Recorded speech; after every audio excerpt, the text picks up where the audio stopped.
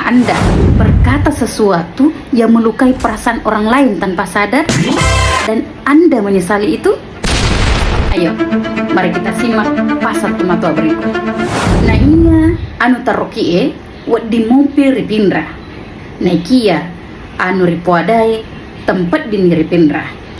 Natania tona, idik mapun nai.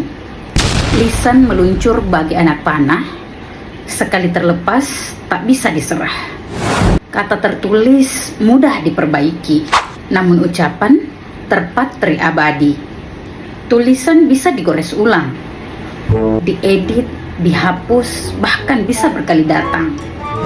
Tapi lidah yang lancang bicara menyisakan luka di relung sukma. Berkatalah bijak sebelum terucap, pikirkan makna dan timbang yang tepat. Sebab kata yang melukai hati tak mudah sirna, tinggal abadi. Jagalah lisan bagaikan harta, lebih tajam dari sebilah senjata. Sebab ucapan walau sekejap lalu bisa mengubah hidup, mengubah rindu.